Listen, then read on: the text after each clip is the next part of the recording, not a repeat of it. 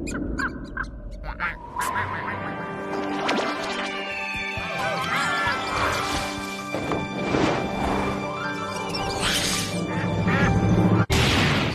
time!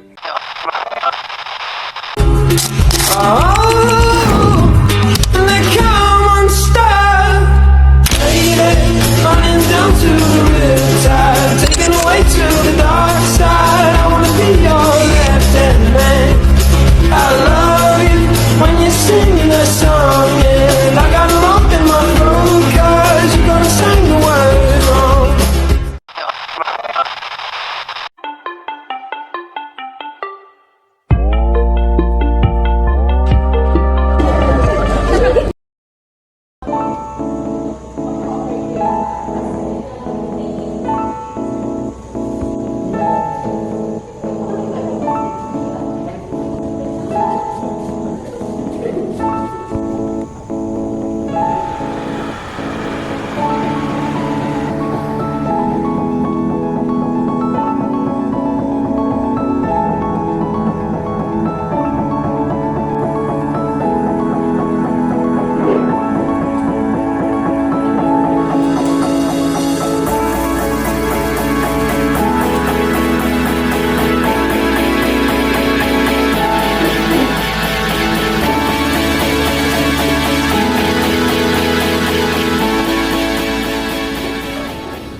Person. Kinalala ko for me. So, na-appreciate ko yung mga words, lalo na para sa affirmation for me, and it feels lighter pala na merong person na ganun yung thinking niya towards me. Parang they appreciate the whole me, my well-being, and they appreciate my presence in the world. And I'm glad for that.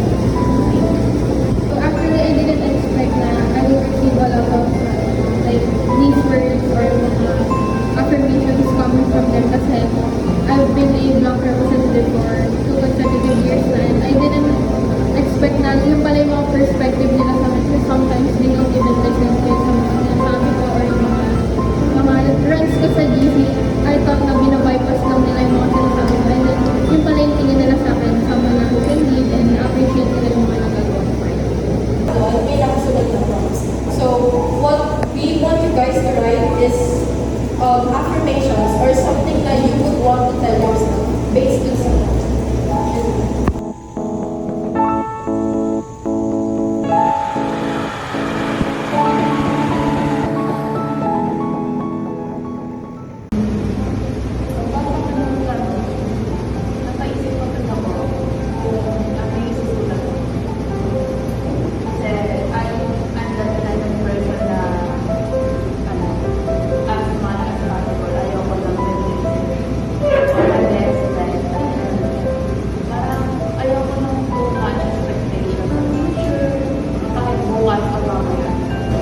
Alam ko rin, personally, matutulungan din nila akong mabuild sa sarili ko para in the future, maging maganda yung interaction natin. Naisip din ako kasi ako yung person na ayokong binabalikan yung past. And kasi as much as possible, I wanna look forward sa future. Pero naisip ko din na dahil sa mga nangyari yung past, naging ano. And siguro sinabi ko lang na Affirmations is while yes, it's validating to receive affirmations from other people, iba pa rin when you know that it's coming from yourself. It's coming from a place of self-love, and you know yourself best. You know your strengths and your weaknesses best. So, para sa akin kasi, if you believe in yourself, it doesn't matter what anyone else says, or syempre, it feels good to receive kind words from other people. Pero yun, I think that we should be our biggest supporters ourselves. Thank you. Kasi parang gusto ko yung kasalamatan, diba? Hanggang ngayon, nakaya niya pa rin naging strong na pinagpapatuloy niya pa rin yung